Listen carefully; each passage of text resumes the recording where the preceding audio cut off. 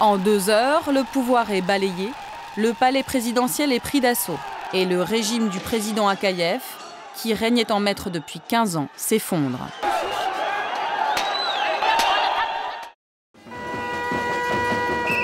Serbie, octobre 2001, après 12 ans d'un règne sans partage, Slobodan Milošević est renversé par une révolution de velours.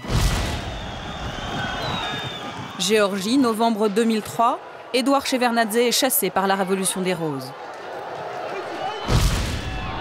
Ukraine, décembre 2004, la révolution orange porte au pouvoir Viktor Yushchenko. Kirghizistan, mars 2005, c'est la révolution des tulipes qui triomphe. 4 révolutions non violentes, 4 régimes autoritaires, reliques de la toute-puissance soviétique, jetés aux oubliettes de l'histoire en quelques semaines. Et à chaque fois le même scénario, des élections truquées, un pouvoir qui se crispe, puis cède devant des manifestations qui emportent tout sur leur passage. Depuis 5 ans, rien n'arrête ce vent de liberté qui balaye un à un les anciens satellites de Moscou. Une aubaine pour George Bush. We have lit a fire as well, a fire in the minds of men. It warms those who feel its power. It burns those who fight its progress. And one day, this untamed fire of freedom will reach the darkest corners of our world. Une contagion révolutionnaire qui, un à un, retourne des régimes longtemps favorables à Moscou et qui commence sérieusement à irriter Vladimir Poutine, le maître du Kremlin. Самое опасное, знаете, создание системы перманентных революций. То розовых, то каких-то там голубых еще придумают. Вот жить нужно привыкнуть по закону. Mais comment sont nées ces révolutions? Qui les inspire? Qui les prépare? Qui les finance? Quels sont les prochains pays sur la liste? Pour chercher des réponses à ces questions, nous avons entamé un long périple. En Slovaquie, en Serbie, en Géorgie, en Ukraine, au Kirghizistan, mais aussi à Moscou et à Washington. Pendant plusieurs mois, nous avons suivi les leaders de ces révolutions, ceux que Bush appelle les combattants de la liberté. Mais nous avons aussi retrouvé ceux qui se cachent dans l'ombre de ces révolutions de velours. Voici les coulisses de cette conquête de l'Est que rien ne semble pouvoir arrêter.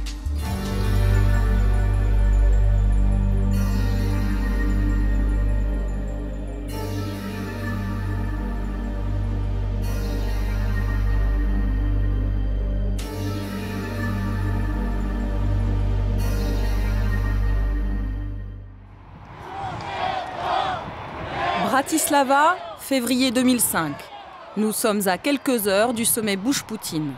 C'est le premier face-à-face entre les deux hommes depuis que la révolution orange a fait basculer l'Ukraine dans le camp américain. Officiellement, c'est le sommet de la réconciliation entre Moscou et Washington. Mais dans un salon discret de l'hôtel Marriott, c'est une toute autre partition qui se joue. Ce soir, la délégation américaine donne un cocktail très privé. Conseillers politiques, hommes d'affaires, lobbyistes, dans ce salon, que des proches de George Bush, triés sur le volet. Et dans un coin de la salle, les stars de la soirée. Tous les leaders des révolutions de couleur qui ont balayé à l'Est les régimes favorables à Moscou. C'est George Bush qui les a invités personnellement pour les remercier. Je voulais vous remercier d'être tous venus ici. Ce qui nous rassemble, c'est notre cause commune, la liberté. C'est important que nous puissions nous parler entre Serbes, Ukrainiens et Géorgiens, et aussi avec nos amis biélorusses. Autour de la table, 3 vétérans de cette nouvelle internationale révolutionnaire. Ivan Marović, 33 ans, leader du mouvement étudiant serbe Otpor, qui a fait tomber Milošević. Giga Bokeria, 34 ans, leader du mouvement étudiant géorgien Khmara, qui a renversé Eduard Shevardnadze. Vladislav Kaskiv, 32 ans, ukrainien, leader de la révolution orange. Autour de la table, on fait des projets. Tu sais, on m'a demandé d'aller voir ce qu'on peut faire à Cuba. T'as besoin d'un visa pour aller à Cuba, toi? Eh bien, pas nous. Pas nous.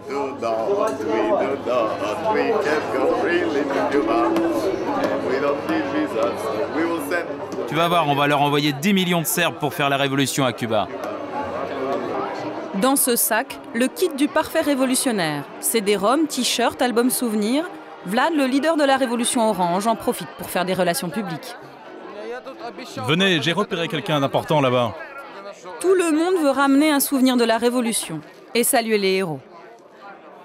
Particulièrement Paige Reef, un conseiller de la Maison-Blanche pour les pays de l'Est. Ces révolutions, c'est une vague. Qu'il s'appelle Poutine ou Loukachenko, le président biélorusse, eh bien cette vague, c'est comme un tsunami qui va les repousser aux oubliettes de l'histoire. Dernière photo souvenir avant l'arrivée du président américain.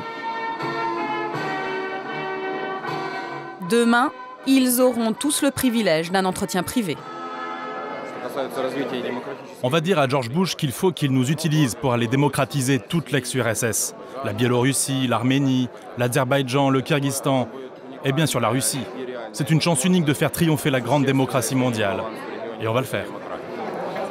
L'entretien aura lieu à huis clos, mais le lendemain, George Bush fera de ces nouveaux révolutionnaires présents dans le carré VIP les vedettes de son discours. With us here today is a group of remarkable men and women from across Central and Eastern Europe. We welcome you. We thank you for your example, for your courage, and for your sacrifice. And the democratic revolutions that swept this region over 15 years ago are now reaching Georgia and Ukraine. Eventually, the call of liberty comes to every mind and every soul.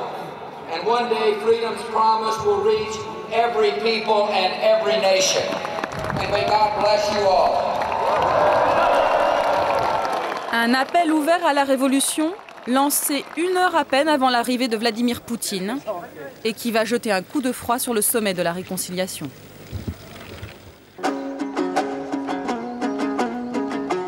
Dix jours plus tard, notre enquête nous conduit à 6000 km de Bratislava, au Kyrgyzstan.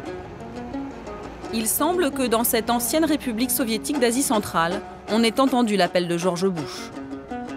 Nous sommes entre les 2 tours des élections législatives et l'ambiance est tendue à Bichkek, la capitale kirghize. Ici, pas de pétrole, pas de richesse naturelle, mais une frontière avec la Chine.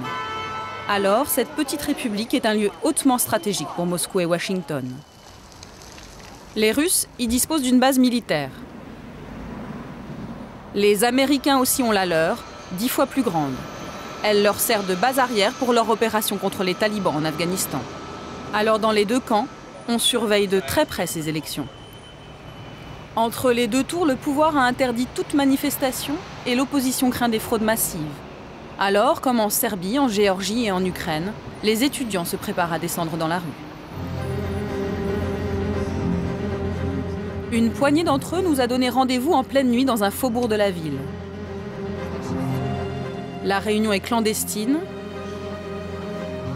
Autour de cette table, une vingtaine d'étudiants opposants au régime. Ce soir, ils visionnent un film. Bringing Down a Dictator. Comment faire tomber un dictateur. Un film culte qui raconte l'histoire du mouvement serbe et qui a inspiré toutes les révolutions qui ont suivi. Un film produit par un Américain. Là, c'est les jeunes Serbes du mouvement étudiant d'Otpor qui montent à Belgrade faire la révolution. Regardez, il y a des centaines de personnes qui les acclament sur les routes, c'est incroyable.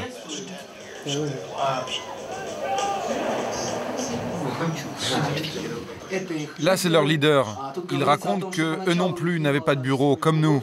Eux aussi étaient obligés de se rassembler clandestinement dans les cafés et de communiquer par Internet. Ce film, on l'utilise dans nos séminaires pour montrer aux étudiants que l'on peut faire quelque chose au Kyrgyzstan. Si les Serbes sont arrivés à faire leur révolution, pourquoi pas nous?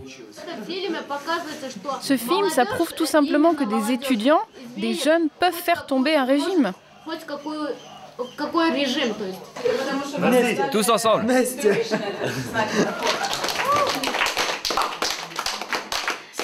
Serbie, Géorgie, Ukraine, Kyrgyzstan, là!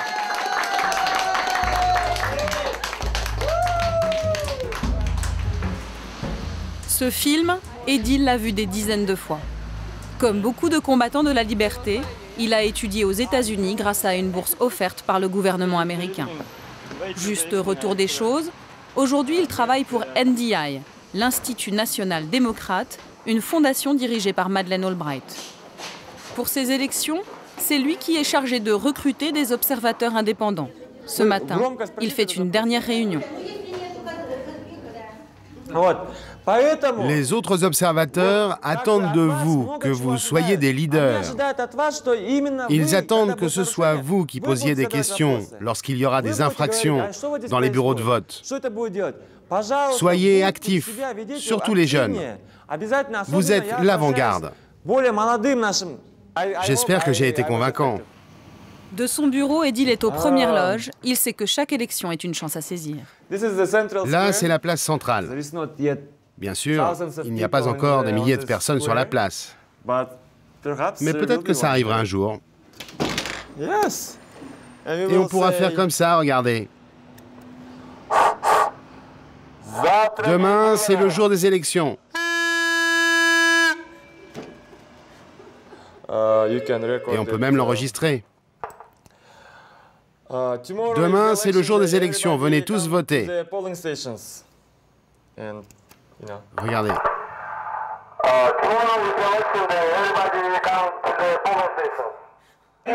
Regardez. J'ai même l'écharpe orange qui vient d'Ukraine. J'ai passé 1 mois et demi en Ukraine. C'est l'Institut national démocrate qui a envoyé Edil observer 1 mois et demi les coulisses de la Révolution orange. Ça, c'est le fameux imperméable de la Révolution orange. Je me souviens, c'était tard.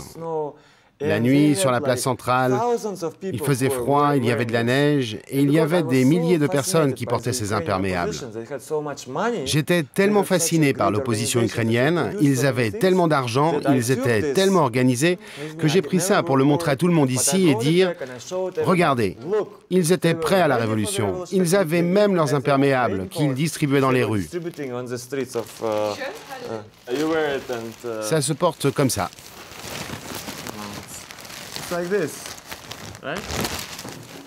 Cette logistique, ces moyens financiers illimités, sont bien sûr essentiellement américains.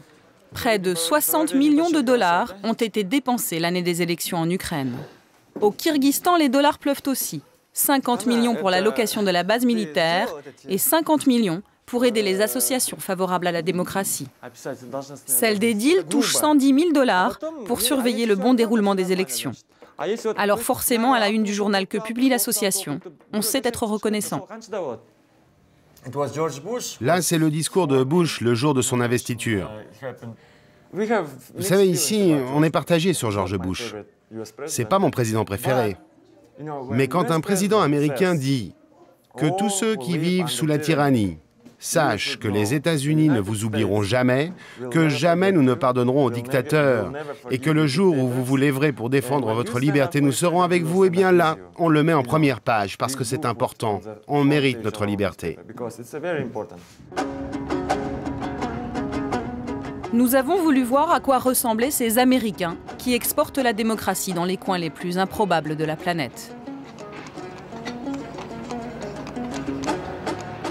Pour les rencontrer, il faut aller dans un autre lieu tout aussi improbable, le golfe de Bishkek, la capitale kirghize. Autour de cette table, les représentants des principales organisations américaines présentes sur place. Mike Stone, 52 ans, ancien journaliste, dirige l'association Freedom House chargée de défendre la liberté de la presse. Brian Campbell, 48 ans, 15 ans de Kyrgyzstan, dirige le bureau de USAID, spécialiste dans l'aide au développement. David Greer, 43 ans, juriste, chargé de former les Kirghizes à l'économie de marché. Première surprise, ici, tout le monde assume son rôle sans complexe. La politique américaine au Kyrgyzstan, c'est d'exporter l'économie de marché dans l'intérêt des États-Unis. Et quant à notre influence ici, eh bien, on vient avec ce que le monde développé a de meilleur en termes de principes économiques. Voilà. Quelles sont les motivations politiques de Washington derrière tout cela, derrière notre présence ici?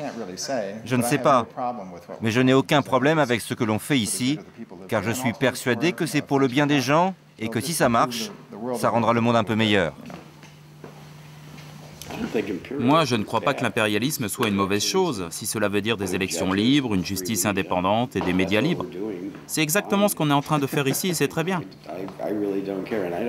Et franchement, je me fiche de ce que Poutine peut en penser, car lui, il était à la tête du KGB. Donc on connaît par cœur ses réactions et ça n'a aucune importance. Voilà, c'est tout. Et les méthodes du KGB, Mike Stone les connaît. Avant le Kyrgyzstan, il a perfectionné son swing en Hongrie, puis en Biélorussie. Ce Texan de 52 ans dirige la seule imprimerie du pays qui ose publier les journaux d'opposition. C'est de nuit qu'il nous y emmène. Il préfère être discret. À quelques jours du scrutin, la pression du KGB local est à son maximum. Alors Ruslan, c'est où? Ils sont par là-bas. Il est 3 heures du matin. Les ouvriers de l'imprimerie ont repéré une voiture stationnée tout près. Ce soir, la police secrète est de sortie, mais pas tout à fait sur le coup. Alors Mike, il n'y a personne? Si, ils dorment dans la voiture. C'est pas vraiment du bon espionnage. Ah non, ça c'est clair. Je vais rester ici jusqu'à ce que chaque exemplaire sorte de mon imprimerie.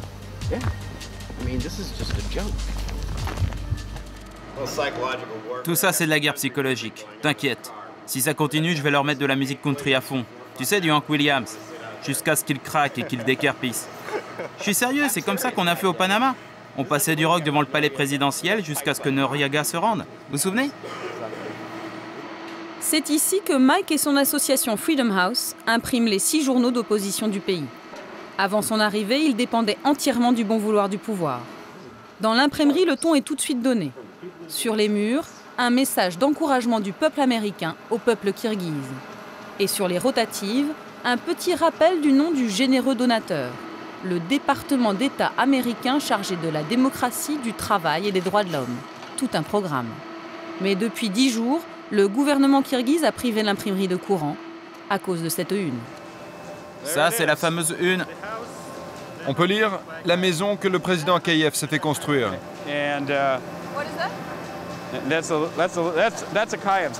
Là, c'est sa maison, ou plutôt son palace. Et là, à côté, un pauvre enfant qui n'a pas de toit sur sa tête. C'est pas mal, non, comme montage, hein? Ce qui est intéressant, c'est que 5 jours après avoir publié ce numéro, ils nous ont coupé l'électricité. Et c'était 5 jours avant le premier tour des élections. L'imprimerie fonctionne désormais grâce à 2 générateurs prêtés par l'ambassade américaine. Mais le bruit court dans tout Bichkek que c'est pour une toute autre raison que Mike est privé d'électricité. Il paraît que vous avez publié ici un manuel pour faire tomber les dictateurs. Ah oui, ça, qu'est-ce que c'était? Je me souviens plus du titre. Je crois que ça s'appelle « De la dictature à la démocratie ». Mais c'est bien le livre qui a inspiré tous les jeunes révolutionnaires, ukrainiens, serbes, géorgiens. C'était leur Bible, non? Oui, en fait, je ne sais pas comment, mais on s'est fait embarquer dans toutes ces histoires de révolution de velours, orange, rose. Moi, je dis tout le temps, je veux une révolution verte, une révolution du dollar. Amenez l'argent et on imprimera tout ce que vous voulez. Mike Stone, simple homme d'affaires, il nous affirme qu'il se souvient à peine avoir imprimé le petit livre des révolutions. Pourtant, c'est bien chez Mike Stone que Tolekan Ismailova, membre de l'opposition kirghize, s'approvisionne. C'est elle qui a fait traduire l'ouvrage et qui le distribue clandestinement sous forme de journal. Ça s'appelle « De la dictature à la démocratie ». C'est de Gene Sharp. Je l'ai traduit en kirghize. C'est notre Bible. Il va sauver le peuple kirghize. C'est une arme puissante. Ça explique comment faire tomber un régime dictatorial de manière non violente. Les Serbes, les Géorgiens, les Ukrainiens s'en sont tous servis pour faire leur révolution. Ça explique les faiblesses de la dictature, comment organiser une révolution non violente. Et surtout, ça explique la stratégie pour venir au pouvoir. J'en ai fait imprimer 6000 exemplaires et il n'en reste plus qu'une centaine. Il faut que j'en imprime d'autres. Les étudiants se l'arrachent. Ils le distribuent dans toutes les facs. Ils aiment tellement ça dans mon village qu'ils attendent la suite. Ils ont tous envie de changer le pouvoir. J'ai envoyé des milliers de copies dans tout le pays. Dans le nord, on a des militants qui le distribuent. Dans le sud, c'est déjà très populaire. Ça commence à marcher. Les révoltes ont déjà commencé là-bas. Retour à l'imprimerie. Mike Stone prépare la une du lendemain. Une première page encore très politique qui ne va pas arranger ses relations avec les autorités. Regardez, là c'est le président Kuchma, l'Ukrainien, et Shevardnadze, le Géorgien. Ils ont été rayés. Et puis on a écrit Akayev est le prochain sur la liste. Akayev, c'est le président kirghize, bien sûr. Élu la première fois il y a 15 ans, à plus de 95% des voix. En fait, ça pourrait être un nouveau jeu. Nommer le dictateur, essayer de savoir qui est qui. Là, Loukachenko, Poutine, et là, c'est qui? Visiblement, Mike Stone n'a peur de rien, sans doute parce qu'il peut compter sur le soutien indéfectible de son patron, le sénateur républicain John McCain, un proche de George Bush. Nous sommes allés le rencontrer au Sénat américain à Washington. C'est lui qui dirige depuis plus de 10 ans le puissant IRI, l'Institut international républicain chargé d'exporter la démocratie dans le monde. C'est son institut qui finance en partie l'imprimerie de Mike Stone et le sénateur n'y voit aucune ingérence dans les affaires kirghizes. Je ne crois pas qu'apprendre aux gens ce qu'est la démocratie, c'est vouloir renverser un gouvernement. C'est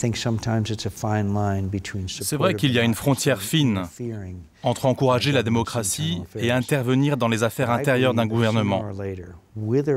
Mais je suis persuadé que même sans l'aide des fondations américaines, il y aurait eu un jour des révolutions en Ukraine, en Géorgie, au Liban. C'était inévitable.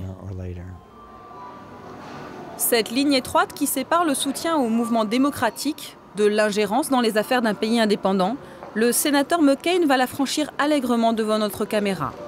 Excédé par les coupures de courant qui paralysent l'imprimerie, il a demandé à Mike Stone de convoquer le ministre des Affaires étrangères kirghize en personne pour une réunion téléphonique. Et quand le sénateur américain ordonne, le ministre kirghize se déplace.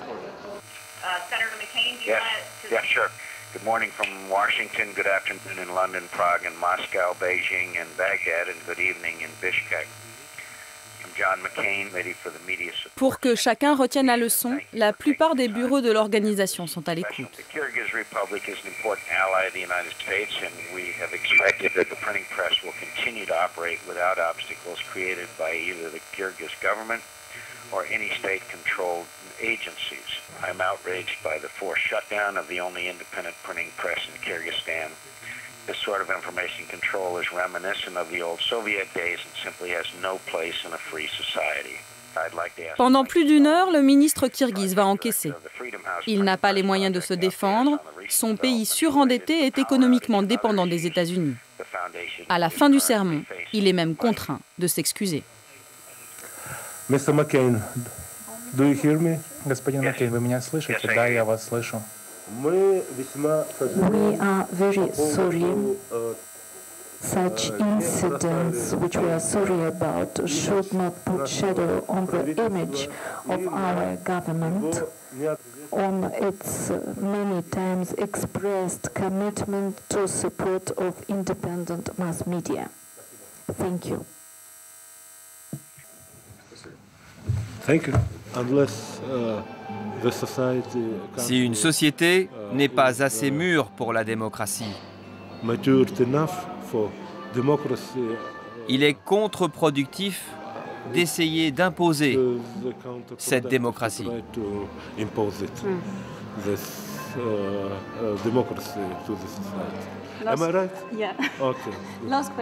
Beaucoup de personnes aujourd'hui parlent d'une révolution orange au Kyrgyzstan. Vous pensez que c'est possible? Je ne crois pas à la révolution orange. Je ne pense pas qu'on en ait besoin. Mauvaise analyse politique. 10 jours plus tard, la révolution éclate avec bien sûr les étudiants au premier rang des manifestants. Les slogans, les symboles, les fleurs offertes aux forces de l'ordre, le choix d'une couleur, tout est conforme aux méthodes mises au point avant en Serbie, en Géorgie et en Ukraine.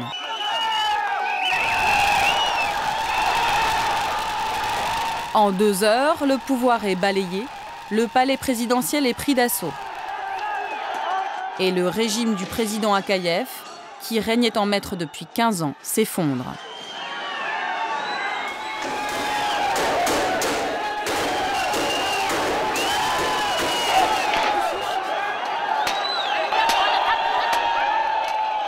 Dans la tourmente, nous avons perdu Edil qui 10 jours plus tôt rêvait devant notre caméra de voir la place centrale de Bichkek noire de monde. En quelques heures, son rêve est devenu réalité. Mais Edil n'a pas pu profiter de la victoire, il a été l'un des tout premiers à être arrêté. On le voit sur ces images de la télévision kirghize se faire embarquer par les forces de l'ordre. Quelques jours plus tard, nous le retrouvons. Il nous a donné rendez-vous devant le palais présidentiel, fermé pour cause de révolution. Pour lui, aucun regret, la fin justifie bien les moyens. On dira encore, comme pour la révolution ukrainienne, comme pour la révolution géorgienne, que tout ça c'est un projet américain. Eh bien, même si ça l'est, ça m'est égal. Je ne vais pas m'excuser. Et personne ne devrait s'excuser. On vit au XXIe siècle. Les dictateurs doivent savoir que leur heure a sonné. Les États-Unis font tomber des dictatures et alors, c'est pas de l'ingérence. On vit à l'heure des droits de l'homme, de la démocratie, c'est comme ça. Pour Mike Stone, l'imprimeur golfeur, aucun regret non plus. Alors Mike, vous êtes satisfait aujourd'hui? Ah oui, je suis heureux. Car le régime d'Akaïev faisait tout pour nous faire perdre notre business. Et maintenant, on va enfin pouvoir travailler normalement. En fait, ce qu'on ressent, nous tous ici à l'imprimerie, c'est sans doute un sentiment de mission accomplie. Nous laissons Bichkek à sa révolution et Mike à ses affaires.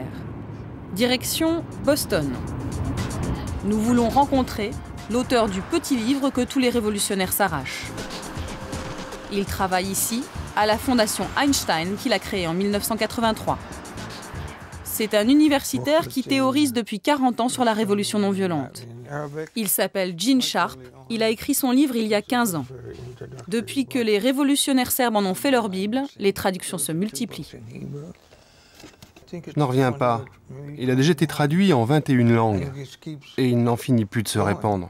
Son livre « De la dictature à la démocratie » est un véritable mode d'emploi de la révolution pacifique, avec des recettes simples comme « Comment fraterniser avec la police, pilier de toutes les dictatures ». Par exemple, en Serbie, l'opposition a appliqué à la lettre nos conseils. Et ils ont procédé par étapes pour neutraliser l'armée et la police, pour que le jour de la révolution, la répression soit moins brutale. 2 ans avant la chute de Milosevic, des garçons et des filles de 14 ans envoyaient des colis avec de la nourriture aux policiers pour affaiblir leur morale et leur soumission à Milosevic. Plus tard, les leaders de la révolution ont contacté des officiers supérieurs du régime pour négocier, pour que le jour J, les cordons de police se brisent et laissent passer les manifestants. Et c'est ce qui s'est passé.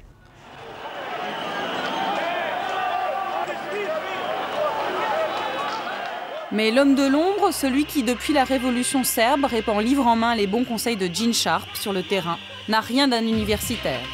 C'est un ancien militaire que nous cherchons à joindre depuis 4 mois. Il s'appelle Bob Elvey, parle rarement aux journalistes, mais nous a promis d'être là aujourd'hui. Vous travaillez avec Robert Elvey, non? Oui. Il est là? Oui, il est là. Regardez, c'est lui, Bob Elvey. Bob Elvey a passé 30 ans dans l'armée américaine comme officier d'infanterie. Il a participé à la formation de l'opposition birmane, alors il sait exactement comment affaiblir une armée et désorganiser un pouvoir. Il faut s'attaquer aux piliers du pouvoir, l'armée, l'administration. Il faut leur faire quitter le camp du régime autoritaire et les amener dans votre propre camp. Il ne s'agit pas de les détruire, mais de les retourner, de leur faire comprendre qu'il y a une place pour eux demain dans un gouvernement démocratique. C'est l'Institut du sénateur républicain McCain, celui qui finance l'imprimerie de Mike Stone à Bichkek, celui qui sermonne le ministre kirghize, qui 2 mois avant la chute de Milosevic a demandé à Bob Elvey d'aller dispenser ses conseils aux jeunes Serbes. Nous sommes allés à Belgrade retrouver Srdja Popovic, un des tout premiers à avoir suivi le stage de Bob Elvey. Ce leader de la révolution serbe dirige aujourd'hui un café branché de Belgrade. On a rencontré Bob Helvey en avril 2000. On était déjà une vraie force d'opposition au régime, mais son expérience nous a beaucoup aidés, ça a été décisif. Ce qu'il nous a appris, c'est qu'il faut sélectionner des personnes dans le système, comme par exemple la police, puis leur envoyer constamment le message que nous sommes tous des victimes, eux comme nous. Eux, ils sont des victimes parce que ce n'est pas le rôle de la police d'arrêter des gamins de 13 ans. L'une des premières choses qu'on a appris, c'est d'être visible le plus possible. Il faut choisir un symbole. Nous, c'était le point fermé. En Ukraine, c'était la couleur orange. Ça, c'est l'outil de communication. Ensuite, on passe à l'action publique, aux manifestations. Comme ça, on mobilise les masses parce qu'il faut beaucoup de monde pour gagner une bataille. Une méthode redoutablement efficace. 3 mois après le stage organisé par Bob Helvey, le régime de Milosevic tombe. Depuis, les Serbes sont devenus les VRP de la méthode Helvey. Ils exportent leur savoir-faire partout où on rêve de révolution. Ce sont eux qui ont aidé les Géorgiens à chasser Edouard Shevardnadze du pouvoir. Ce sont eux qui ont aidé à préparer la révolution orange. La méthode est toujours la même. 2 mois avant les élections, des stages discrets sont organisés pour former des leaders étudiants. Nous sommes allés en Ukraine où nous avons retrouvé des images d'un de ces stages. Nous sommes 2 mois avant la révolution orange. Les élèves sont ukrainiens et rêvent de révolution. Les professeurs sont serbes et ont déjà mené à bien la leur. Il faut que vous sachiez que vous n'êtes pas seul, que beaucoup de gens veulent vous aider à l'extérieur, qu'ils connaissent votre douleur, qu'ils vont tout faire pour que vous viviez un jour dans un pays démocratique, dans une Ukraine libre. On leur a appris comment créer leur organisation, comment faire de leur mouvement une véritable marque, comment créer des logos, comment faire passer des messages, comment recruter du monde, mobiliser les gens autour de leur cause et bien sûr comment trouver de l'argent. Autres intervenants pendant ces stages, les représentants des organisations américaines. Ce sont eux qui payent les Serbes pour intervenir ici. Ceux-là appartiennent à la fondation du sénateur McCain et à Freedom House. Le pouvoir est convaincu qu'il va encore s'en sortir en trichant, que personne ne les regarde. Il faut que l'on change cela, qu'ils sachent qu'on les observe. Vous avez tous déjà vu Spider-Man, Batman ou Superman. Bon, à chaque fois, il y a un personnage que personne ne voit, qui contrôle la ville, qui observe tout, qui est partout. Eh bien, c'est exactement ce qu'on doit faire, être partout et terroriser le pouvoir. 10 jours après ce premier séminaire, les meilleurs éléments sont en Crimée pour un stage plus pratique. C'est ici que les formateurs serbes mettent la dernière touche à la véritable petite armée chargée de mobiliser les électeurs ukrainiens.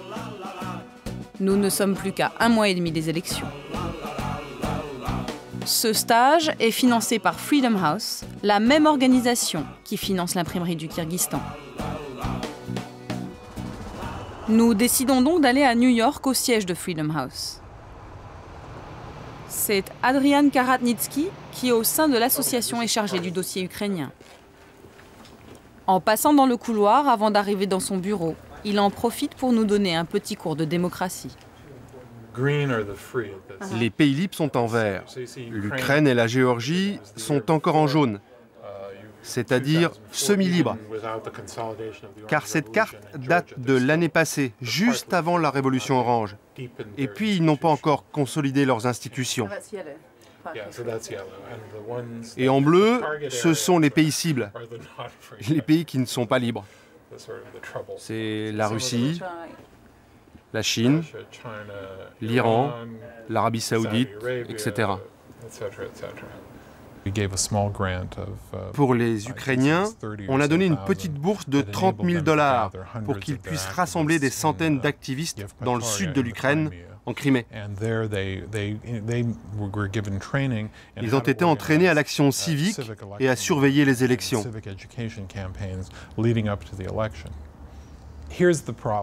En fait, dans les années 50, 60 et 70, ce genre d'activité était mené par la CIA de manière cachée, Cela donnait l'impression que les services de renseignements américains noyautaient les organisations et les partis politiques des pays.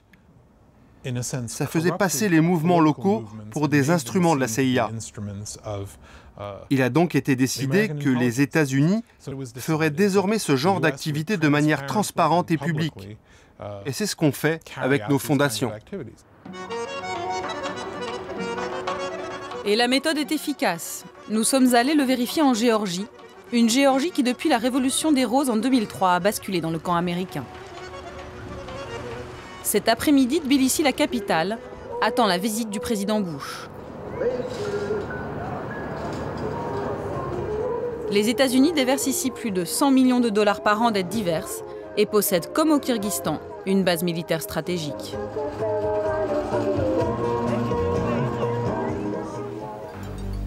Ici, c'est cet homme, George Soros, le multimilliardaire américain proche du Parti démocrate, qui a aidé les leaders de la Révolution des Roses grâce à sa fondation, Open Society. Kahal Omaya était à l'époque le représentant géorgien de la fondation de George Soros. Depuis, il est devenu ministre de l'Éducation nationale. On a joué un rôle important pendant les élections. L'un de nos programmes, par exemple, c'était d'inciter les gens à aller voter. On a financé toute une série de concerts de rock, distribué des tracts, diffusé de la publicité à la télévision, etc., etc. Tout cela nous a coûté à peu près 300 000 $. Là, c'est moi avec Bush père. L'ancien président de Géorgie, Eduard Shevardnadze, lui, n'est plus rien du tout. Chassé du pouvoir, il vit avec ses souvenirs et une certitude. Les jeunes politiciens qui ont pris le pouvoir ont été pour la plupart financés par George Soros, le célèbre milliardaire américain. Je ne sais pas pourquoi il a voulu renverser le gouvernement géorgien. Mais ça n'a pas été une révolution. C'était un coup d'État.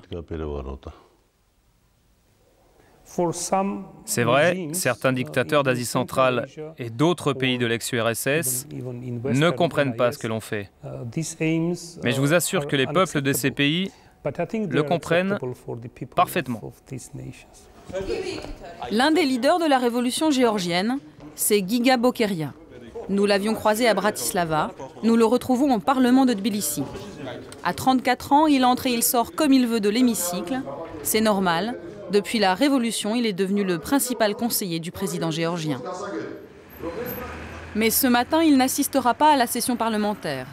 À quelques heures de l'arrivée du président américain, il a rendez-vous dans un salon de l'hôtel Marriott avec Anatoly Lebedko, un opposant biélorusse qui est venu chercher des conseils pour faire la révolution chez lui. Car comme les Serbes, aujourd'hui les Géorgiens exportent leur expérience révolutionnaire, petit mode d'emploi en direct. Qui est vulnérable autour du président dans l'appareil d'État? Est-ce qu'il y a des personnes sur qui on peut influer, qui pourraient jouer notre jeu? Oui, ça c'est fondamental. Des personnes au sein même du régime.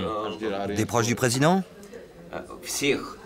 Chez nous, tous ceux qui représentent une menace, eh bien notre président Loukachenko s'en occupe.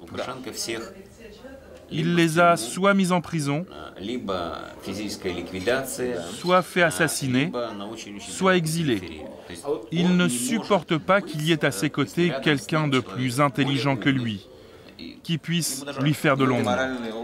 Oui, on connaît bien ça, c'est un des points communs de tous les dictateurs. Nous aussi, on a connu ça chez nous. Et si on vous donne comme but de distribuer des milliers et des milliers de tracts à travers le pays, c'est possible? Il n'y aura pas trop de pertes humaines? Si, des pertes énormes. Bon, il faut qu'on réfléchisse. Oui, ça risque d'être compliqué. Et pour la récolte de l'argent, vous en êtes où?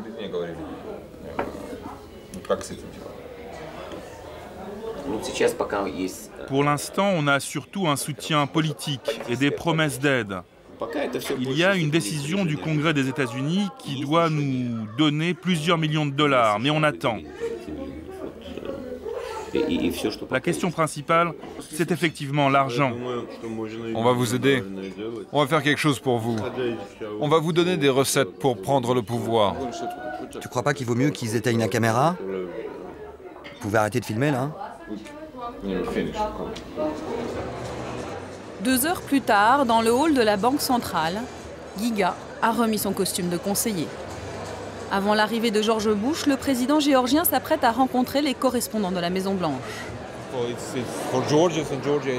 Pour nous, cette visite de Bush, c'est comme revenir sur la carte du monde après 200 ans de colonisation par l'Empire russe et soviétique. Celui qui invite ce soir, c'est lui, Bruce Jackson. Ancien officier de l'armée américaine, il est passé par les renseignements militaires et Lockheed, une multinationale de l'armement. Aujourd'hui, il dirige une fondation appelée sobrement Projet sur les démocraties en transition. En fait, on le retrouve partout où naissent les révolutions de velours. L'homme est discret, pourtant il accepte de nous faire partager sa vision du monde. C'est simple, ce qu'on voit en Russie, ça ne nous plaît pas. Il n'y a pas assez de démocratie et le pouvoir oppresse le peuple. C'est décevant. Ce qu'on voit ici, par contre, ou en Ukraine, eh bien ça nous plaît. Ça correspond à ce que l'on attend d'eux, ce qu'on attend d'une démocratie. Le choix est simple. D'un côté, c'est décevant, de l'autre, c'est excitant. Officiellement, Bruce Jackson n'est pas en tête sur la liste du protocole. Pourtant, quand le président géorgien arrive, c'est lui qu'il salue en premier. Monsieur le Président, laissez-moi vous présenter Brian, de CBS. Mikhail Saakashvili, 36 ans, est le plus jeune président du monde. Avocat, il a été formé à Harvard, il doit beaucoup aux États-Unis, et il le sait. Après tant d'années d'oppression et de corruption, la Géorgie est aujourd'hui un exemple vivant que la démocratie peut marcher dans cette région du monde. On croit dans les mêmes valeurs que les Américains et on se souvient de ce que les États-Unis ont fait pour nous ces dernières années. On est très heureux de vous accueillir ici. Et depuis qu'il peut compter sur le soutien sans faille des États-Unis, le jeune président géorgien n'hésite pas à s'en prendre directement à l'ex-grand frère soviétique. C'est clair qu'il faut que les bases russes quittent la Géorgie. On veut le faire de manière civilisée, on ne veut pas les pousser dehors. Mais regardez donc les Syriens, ils ont bien quitté le Liban en 3 semaines alors qu'ils avaient 4 fois plus d'hommes que les Russes ici. Tout le monde doit comprendre aujourd'hui qu'il n'y aura plus jamais d'empire soviétique. À quelques pas du président géorgien, Bruce Jackson est très attentif. J'ai dit quelque chose qu'il ne fallait pas? Non, continuez, Monsieur le Président, tout va bien. Allez, c'est bon, laissez le président un peu tranquille, il n'a même pas pu boire un verre de vin. On vous présente souvent comme l'homme de l'ombre de ces révolutions. Oui, je sais, et ça m'attriste que la presse française écrive ce genre de choses. Ce n'est pas ce que je fais. Vous savez, il y a plein de gens du gouvernement ici, beaucoup plus intéressants à voir que moi. Fin de l'interview. Bruce Jackson s'éclipse discrètement avec Giga. Nous lui arrachons tout de même la promesse de nous recevoir au siège de sa fondation à Washington. Au centre de Tbilissi, l'ambiance monte. L'arrivée de George Bush est annoncée dans 1 heure et plus de 200 000 personnes se sont rassemblées sur l'ancienne place Lénine, rebaptisée Place de la Liberté. Anatoly Lebedko, le Biélorusse, continue sa tournée des sponsors. Nous le retrouvons dans les bureaux de l'IRI, la fondation du sénateur McCain. Au mur, un t-shirt imprimé par la fondation et qui annonce toutes les dates de la grande tournée des révolutions, avec celles déjà faites et les autres marquées TBD, To Be Done, en français, celles à faire. Les prochains sur la liste, c'est nous, les Biélorusses. Les élections sont prévues en 2006. C'est un beau palmarès, non? Les prochains, c'est vous? Oui, c'est sûr. L'année prochaine, c'est pour nous. Pour sa première rencontre avec George Bush, Anatoly ne fera pas partie des invités qui comptent. Il lui reste une révolution à faire pour prétendre au carré VIP.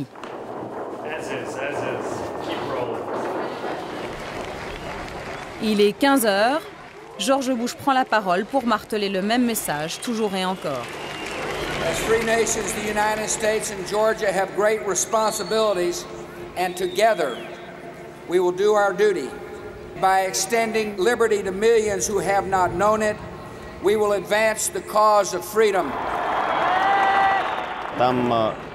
Chez moi, c'est une petite Union soviétique et on doit absolument rejoindre le monde civilisé. Et vous pensez que George Bush peut vous aider? Je crois que c'est au peuple biélorusse de décider de son destin, mais c'est clair que, vu notre situation, on a besoin de l'aide internationale. C'est essentiel pour nous. C'est une question de survie.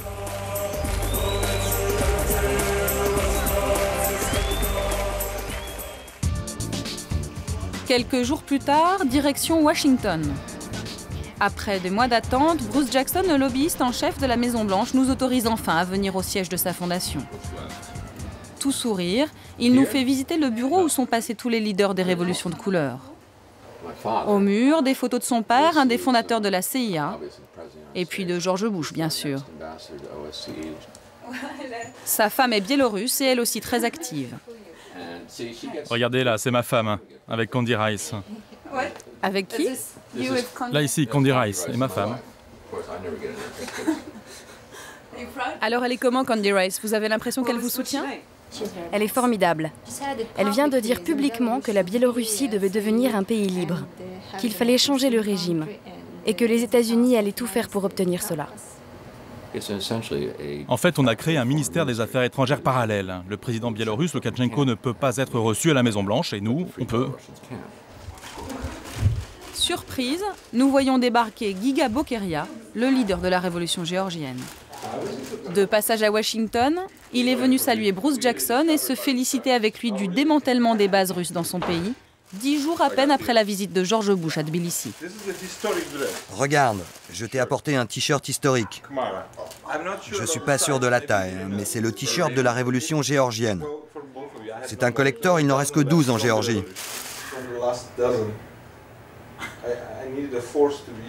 Le rendez-vous ici se passe très bien. Tu sais, ils sont très contents de toi ici. Tu fais du très bon travail. C'est bien.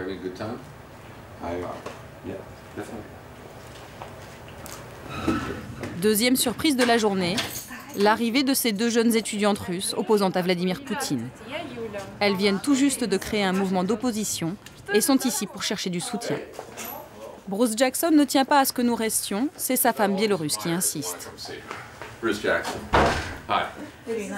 Les deux jeunes Russes sont surprises elles aussi. Elles ne s'attendaient pas à rencontrer le héros de la révolution géorgienne.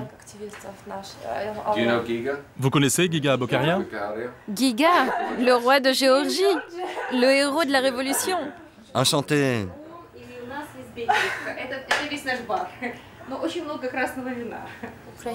Si les Ukrainiens ont réussi à se sortir de là, alors pourquoi pas nous? C'est pour cela que c'est très important de rencontrer des gens comme Bruce Jackson ou comme Giga. Ils peuvent nous conseiller, c'est essentiel.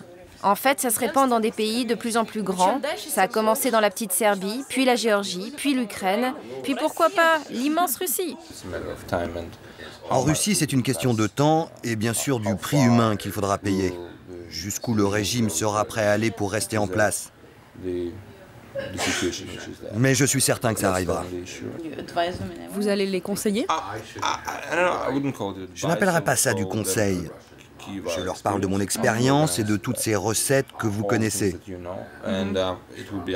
Après, ils verront bien ce qu'ils pourront faire concrètement chez eux, en Russie. La réunion durera plus d'1 heure, mais hors caméra. Bruce Jackson nous a prévenus, faire la révolution en Russie, c'est-à-dire s'attaquer directement à Poutine, est un sujet trop sensible. C'est pourtant le prochain objectif. 3 jours plus tard, nous décidons d'aller à Moscou retrouver Yulia, l'une de nos étudiantes russes. Depuis que les révolutions s'enchaînent à l'Est, l'ambiance s'est durcie et la police traque le moindre mouvement de contestation. Yulia a installé les bureaux de son tout jeune mouvement ici, au rez-de-chaussée de cette maison du centre de Moscou. Je vais vous montrer la salle de réunion où tous les mouvements de jeunes contre Poutine se rassemblent. L'endroit ressemble à beaucoup de ceux que nous avons vus au cours de notre enquête. Les mêmes bureaux minuscules, les mêmes slogans au mur. Difficile d'imaginer que d'ici peut partir une révolution. Notre mouvement s'appelle Aborona, ça veut dire défense. On est tout jeune, ça ne fait que 2 mois qu'on a fait notre première manif. Voilà notre logo. C'est avec ce drapeau qu'on va au rassemblement. C'est le même que les Serbes, les Géorgiens. On l'a pris comme symbole de lutte commune. Nous, notre objectif principal, c'est lui, Poutine. On en a marre de lui, marre de ce régime policier qu'il a instauré en Russie.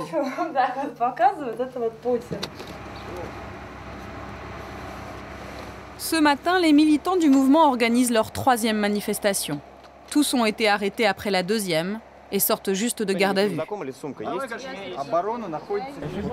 Les flics nous ont vraiment pris comme cible ces derniers temps. Les OMON, les forces spéciales, nous ont même fichés. Ils ont nos noms et nos photos, et nous montrent du doigt pour nous faire sortir des manifs et nous arrêter. Léna a 21 ans. Elle est étudiante en économie. Toutes ces révolutions de couleurs qui ont lieu dans les autres pays ont crispé le pouvoir en Russie. Le Kremlin parle de la peste orange. Il n'arrête pas de dire « en Russie, il y a le risque de la peste orange ». Ils ont vraiment peur. Ces fascistes du Kremlin sont terrorisés qu'il y ait une révolution orange ici. Que le peuple russe se révolte et fasse tomber le régime de Poutine. Finalement, les intimidations de la police ont marché. Ils ne sont qu'un peu plus de 300 à la manifestation, encadrés par les tristement célèbres forces spéciales qui opèrent en Tchétchénie.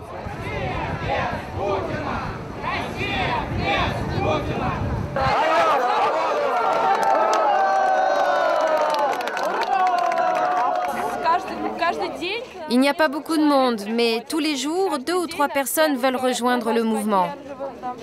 En fait, on est bien plus nombreux qu'il n'y paraît. La réponse de Vladimir Poutine aux menaces de révolution, la voici.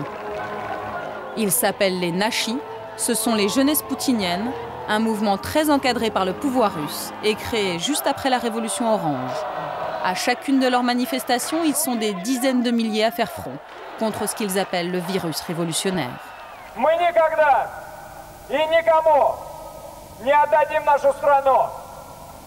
В нашей стране всегда будем только мы, и только мы будем ею управлять. Au Kremlin, on a même mis secrètement en place un ministère de la contre-révolution. C'est l'éminence grise de Poutine, Gleb Pavlovski, qui en a eu l'idée. C'est un fidèle du pouvoir. Vous savez, les Nashis, ça n'est que la partie visible de la contre-révolution, du Front uni pour Vladimir Poutine. Si on nous y pousse, on pourra activer toutes les armes de ce front, et elles sont redoutables. On va commencer par résister à nos frontières. On ne va pas laisser les États-Unis se mêler de nos affaires. On ne veut pas que l'Amérique soit chez nous, dans notre maison. On ne veut pas que les États-Unis nous apprennent à être russes. Si les Américains décident d'aller jusqu'au bout de leur conquête de l'Est, et si la révolution russe a vraiment lieu, beaucoup prédisent qu'elle aura une couleur toute choisie. Rouge. La couleur de l'affrontement inévitable entre 2 forces que lentement mais sûrement, on est en train de dresser dangereusement l'une contre l'autre.